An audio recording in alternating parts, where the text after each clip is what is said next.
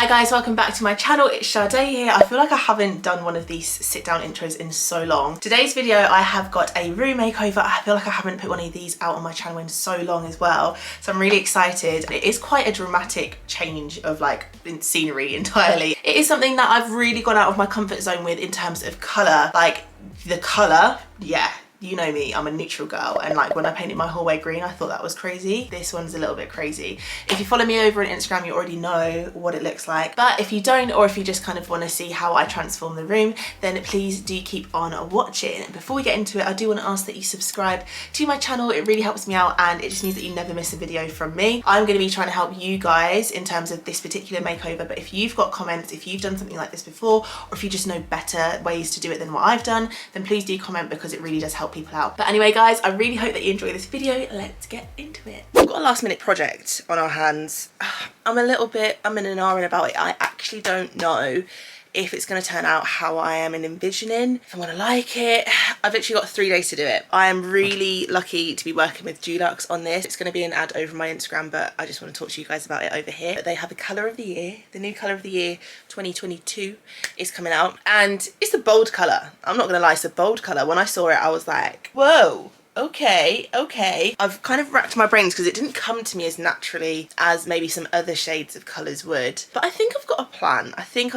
And I'm going to be doing it in the ensuite. It's a room that's never been touched. It's Rob's bathroom. I was thinking just like my downstairs loo, where it's bold, it's in your face, it's like a place you can be really playful with and kind of get creative with. I was thinking the ensuite, let's do something crazy in there too. Anyway, I've got a plan in mind which involves going to B&Q and seeing if I can get some beaded panels. So that's what we're going to do.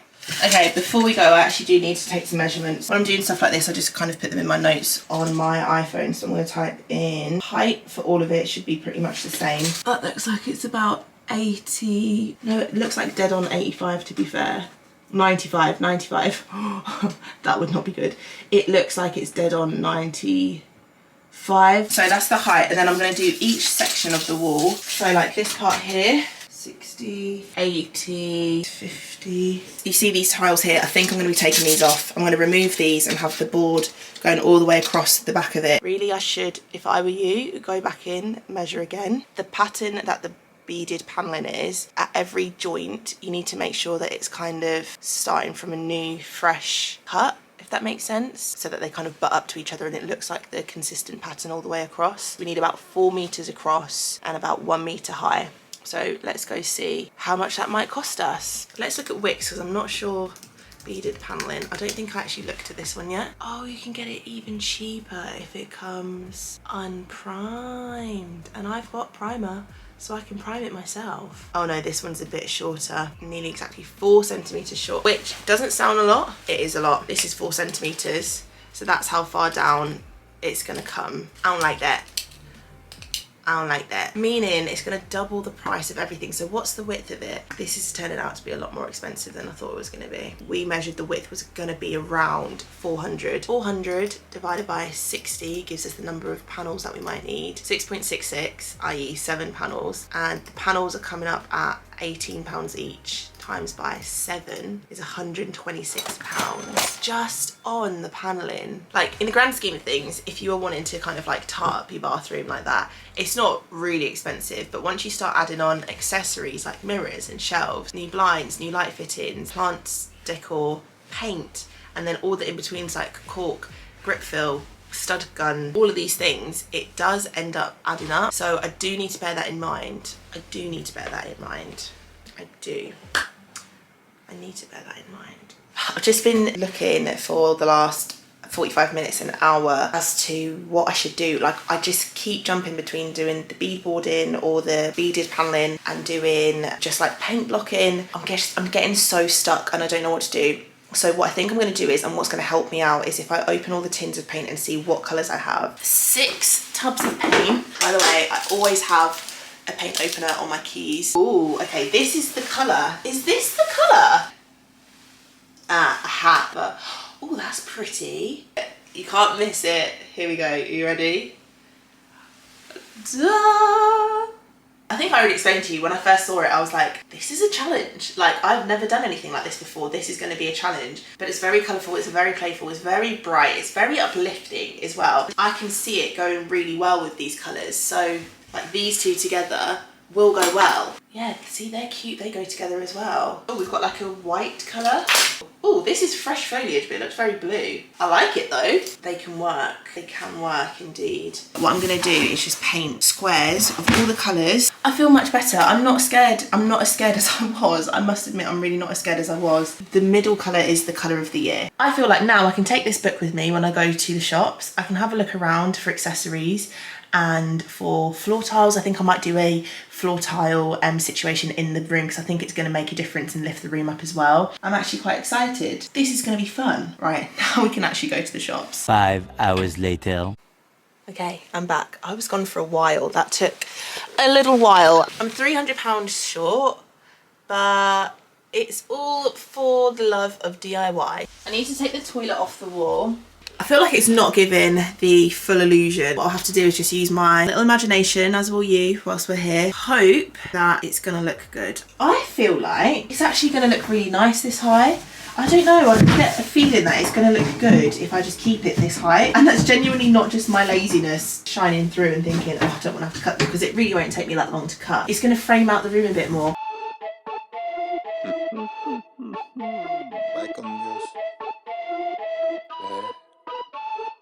Dime si tú quieres algo más. Dime si tú necesitas algo dulce para calmar esta noche. Va a ser loca. Esta noche va a ser la mejor de tu vida.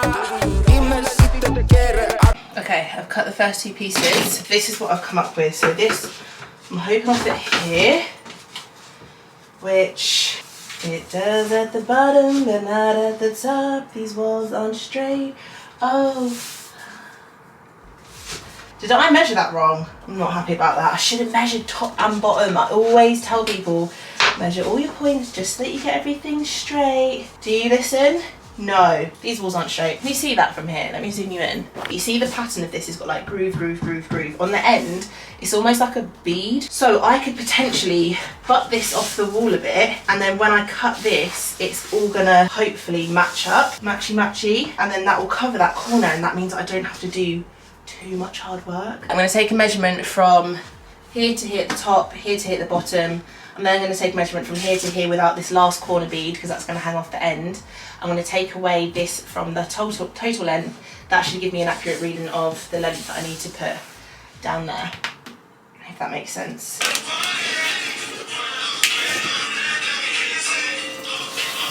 I'm under the impression that a lot of radiators are like this these days, but I can pull the radiator off the wall like that. Now, I'm gonna have to put the camera down because that was silly. Bruh.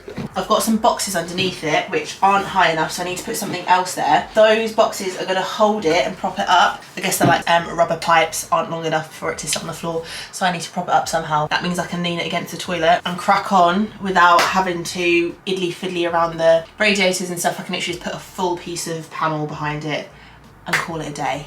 I'm just leaning the whole radiator against the toilet, and that's perfect. Oh no, I didn't think about something here. Oh man, this is so annoying. Okay, this is something I didn't prepare for. I didn't realise this was here. I don't know why I didn't realise this was here. I thought they were just brackets. There is in fact this huge like thing in the way, so I'm gonna have to cut around that. Cut the whole panel around there. That means I don't have to fiddle around with trying to get the screws in place or having to take it off the wall at all. I think that's what I'm going to have to do, isn't it? Yeah, we're going to have to do that. Moment of truth. We'll see if these fit in place. It's not perfect, but it's not bad. Okay, so when I'm doing this, just really careful, tiny little piece of blade, and just take my time. And you don't want to go too far down. You don't want to cut like here on the thread. You want to cut here, because else you won't be able to twist this on, it won't stay, and then you'll have problems when you're actually caulking or gluing up, whatever. Very snazzy. I'm going to push this trigger here and I can pull this forward and backwards as far as I need it to go. Then what you want to do is pull it all the way back and take your whatever you're using, and you're going to push this in here, and you'll be able to see these snap in a second. That's locked in there now, so if I tip it upside down, it's not going anywhere. Then if I do a couple of pumps, boop, boop, boop, boop, I need to put this on first, BRB. The glue is starting to rise through. So I'm going to start sticking these on the wall. I'm going to glue the back of the panels. Quite a liberal amount of glue. We want to make sure that it sticks. Not overdo it, because you want to be able to take these off in the future if you want to, but you need to make sure that they're going to stick. Then I'm going to use my nail gun, and I'm just going to use a couple of brad nails. You can use panel nails and a hammer if you don't have a nail gun. And I'm just going to tap in 1, 2, 3, 4 down the bottom to hold it in place. These things take a while to dry. The MDF isn't perfectly straight. It's working against gravity. It's going to want to fall off the wall. Blah. So just use a couple of nails to hold it in place, and that's that. Make sure you're getting glue all the way at the top. Being careful to stick it where it needs to go and not get glue everywhere. With your nail gun, hold these pieces in place, just like that. I'm going to do one down here, and then just one here. That should hold that in place now. So easy. Put the radiator back on. Yay! With this piece, I'm going to put a nail there and maybe there just to hold it, but I'm actually not going to put anything here because I don't know how pipes run. I feel like I know, like water pipes, I know that they should be coming from the bottom, but you just never know with these new builds. They just do what they want, honestly. So I am going to not take the risk, and I'm just going to leave it glued, and because it's got the weight of the toilet against it, it's going to hold it. Squish it down and see if it fits. Oh, promising. Oh, it looks really good. I'm aware that what I'm about to do is A, incorrect, B, potentially dangerous, so don't copy what I'm doing, but the answer is I'm not about to go out and spend money on the proper tools to remove these 2 tiles because it's 2 tiles. So I'm trying to find some tools that I can use that will help me just remove them with ease. A metal mallet, a hammer, and a very blunt wallpaper paste thing. I just watched the video and the guy like made a hole in the center of the tile and then started chipping away at them. If I have to, I will do that, but I'm hoping these might come off in one go because it's literally 2 tiles on the wall, so they're not going to be very secure. Do you know what I mean? So let's do it. Let's do it. Let's see what's happening. Chip away at this part because I don't want to behind it and see if that does anything at all. I think I'm going to have to just start smashing this and get this into here. See what that does. Okay, I've got my glasses on, by the way. I can see there's a lot of chips coming off here, so make sure you've got glasses. I should probably have a mask on too, and safety hand stuff, because these are going to be sharp bits of tile. I'm actually not being very good right now. I just kind of want to get it done. But if you want to do this, especially if it's on a large space, wear all the right stuff. I want it to come off relatively easily.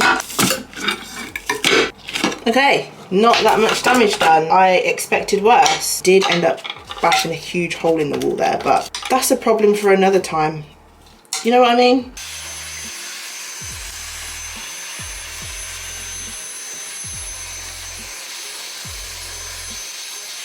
By the way, if you're like a professional, please don't come for me.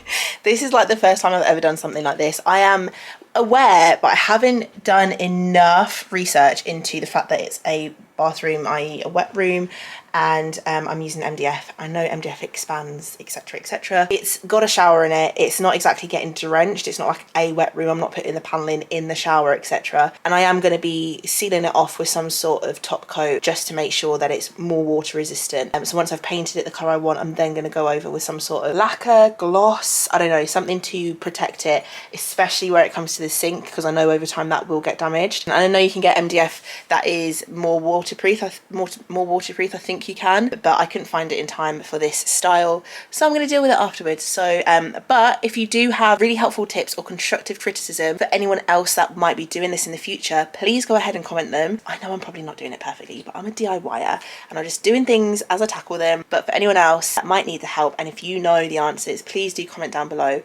Really appreciate it. I've started to pull the sink away, and as you can see, there are these huge bolts. I'm assuming go there before plasterboard and everything, so I can't remove the bolts, but I'm glad that the sink actually pulled away from them quite far, enough for me to be able to slide the wood down. But what I need to do is to create 2 quite big holes to accommodate putting the sink all back together. I'm going to be using this wood drill piece, so I'm going to centre it with the pointiest part. This is a 22mm, i.e. 2.2 centimetres, and as I drill in, it's going to use these parts here to carve around and create a nice circle. So I just need to make sure I centre it and take my time. Okay, number one. Woohoo! Oh no! How have I got that wrong? How have I actually got that wrong? I've measured it as 17 instead of 27. It's alright, we're not going to panic. We're not going to panic, we're going to laugh because it's a very minor issue. This is what happens when you're tired and hungry. This is actually what happens. I'm just going to re-cut the holes. It's not a big deal. And then when I've attached it to the wall, we're just going to have to fill it. And that's all we can do, really. Round two. But this should now line up. Please. Oh my god, it lines up. That is not a bad job. I know it's quite counterproductive to have put these up and then paint. I had every intention of painting these first, but I'm just running out of time. I just literally don't have enough time to, sorry, I'm admiring that corner, that looks gorgeous. Painting takes a while because obviously you need to let things dry in between, so there's drying times to take into consideration. So I kind of just needed this up on the walls. The best way to approach this, if you're going to do it now, is to paint them first. So cut all your pieces, make sure that they fit properly, and then take them away, prime them, let them dry. You can even paint them the colour that you want them to be and then stick them on the wall, and then you just have touch-ups to do. This is so much easier than sitting down and trying to get into like awkward corners and behind things. Okay, good morning. This is where we left off last night. Quite still impressed with how it looks. But what we're going to do now is go through and fill in with wood filler some of the little kind of like snags from nail guns and joints where the seams need a little bit of filling in, and then I actually need to go to Wix and pick up the top cap or the cover to disguise the top of it and make it kind of look a little bit more finished. Also went down here last night and just to test and see if we were going to be on the right track today, I cut through the silicone, pulled up this corner just to see the state of the floor underneath, and it's actually going to be fine, but it looks like it's a nice flat ground and it's a little bit sticky already. So just been to Wix and I picked up the Dulux Primer and Undercoat Multi-Surface. I've used this before and it's really, really good. And then I also picked up this piece of trim to go on the tops of the paneling. I will pop up a picture. If not, let me read it out. W187 Pine Wainscot rather, in the size 14 by 25 by 2400. Make sure when you pick it up there's no damage to it, it's not bendy, it's straight, so you can get the most out of the piece that you buy. Cut it all down, attach it, and then we can prime the whole lot up. I feel like I might have abandoned you for a little while. I didn't mean to, I'm sorry. I have been taking Instagram content, so I often forget that I need to do like 2-3 things at one time. Anywho, we're all primed. We're primed, baby. Look how we look. So it's looking a light shade of like bluey green at the minute because we've got one coat of primer. Rob has gone out to Wix to pick me up one more piece of this. I really thought I would have enough, but I don't know why I thought that. So they measure 2.4 meters. We're gonna need 2 at least. I've been using my new Wolfcraft mitre block. This Wolfcraft one here does so much more. It's currently in 180 degree mode because that's how you cut straight lines. If I were to twist this little knob bit here, right, I'm going to turn you around because I'm really not doing this very well. This little knob is keeping it tied together. If I pull this now, I'm able to create any angles that I want up to, I think it's 180 degrees with this. So for example, say this was a corner that didn't have skirting on it already. Oh, that's a bit in the way, it's going to be annoying, but just imagine. So I put this here, it's now tight around there. I then lock it into place with the screw just a couple of times until I feel that it's like a little bit of tension, not too much, and then all I've got to do is put my piece of wood in and in each side, and it cuts it exactly how it's meant to be cut. I am 100% throwing out my old mitre block because it is battered anyway. So if you're looking for a piece of equipment that helps you to create angles and mitres without buying like a full mitre saw, if that worries you or if you just can't afford it at the moment, I would highly recommend that, and I will try to link that down below for you. Applying a liberal amount of glue, and then on the edge here, just where, because it's a corner piece, I want to make sure that it's got a lot of strength on that corner and we make it as strong as possible. I pop that in there on top, making sure everything lines up. You can see the glue kind of squishes out the side, so I'm going to go away and make sure it all lines up, remove any excess, and then if you want you can put a couple of brad nails or panel pins in to keep it in place. You don't have to. I'm going to leave the colour of the bathroom to like one of the last things that I'm going to do, because I want it to really like pop and be like, whoa, we were not expecting that, you know what I mean? I'm about to rip up the floor. I don't know if I'm going to regret this. I don't think I am. I think it's going to go okay, but I'm going to rip up the floor now and we're going to put some new floor down, some floor tiles. I've got some floor tiles from Dunelm, some extra spray adhesion from B&Q, from Evo Stick, clear transparent sealant to seal between the tiles, because I read through all the reviews before I buy anything so that I know what the pros and the cons are and what I can do to accommodate those cons to make them pros. Oh, and by the way, as usual, if you ever have tips for people that I haven't talked through or I am unaware of, then please do pop them in the comments, because I'm sure people would love, love, love to have those tips and tricks up their sleeves so when they do it. This is going so well.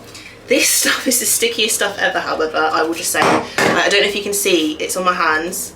That's how sticky it is. Very, very sticky, so it's good. It sprays very wide, so it covers a lot of space in one go. Just don't get it on things that it's not meant to go on, like carpet and whatnot, because it will cause havoc.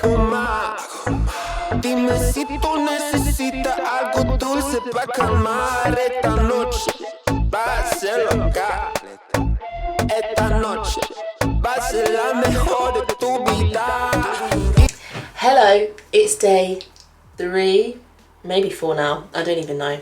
But the floor's done, woohoo, kind of. I need to silicone in between each of the tiles, but this is the colour we're going for. Ah! I literally know it looks like a baby's nursery colour, but I think with the paneling that we've put in here, it's going to look really, really nice, and I think I'm actually going to end up really, really liking it. I think it's just so out of my comfort zone, but once it's on, it's going to take me like a good day, and then I'm like, actually I love it, because that's what happened when I put green downstairs in the hallway and stuff. So yeah, let's get cracking.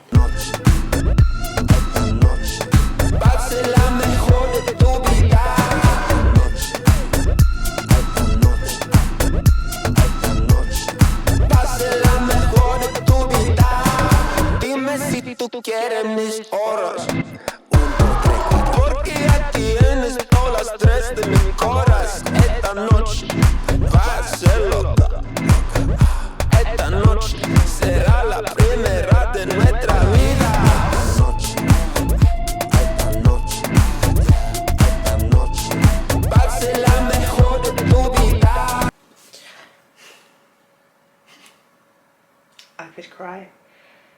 So I ended up painting all this, and do you know what, the colours go together but not like that. I'm not vibing with it, so we're going to paint again.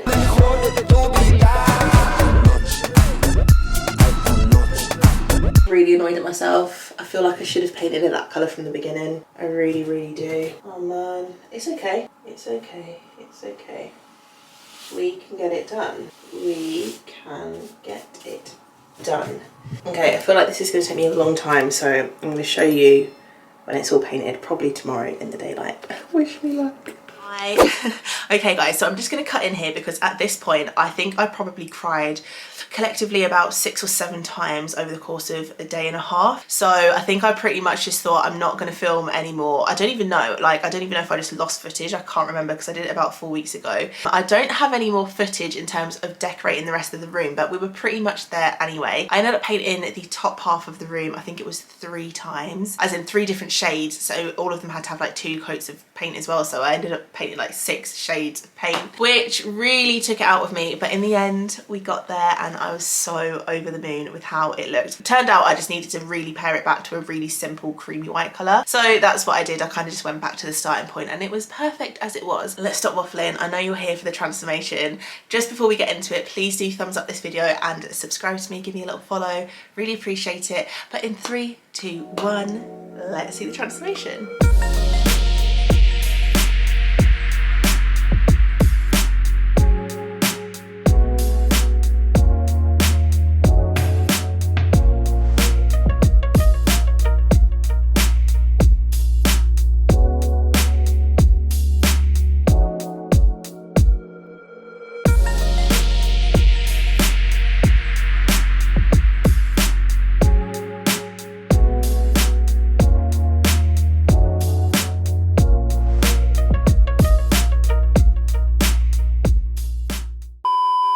if I have it too low, okay, ignore me. Oh my arm.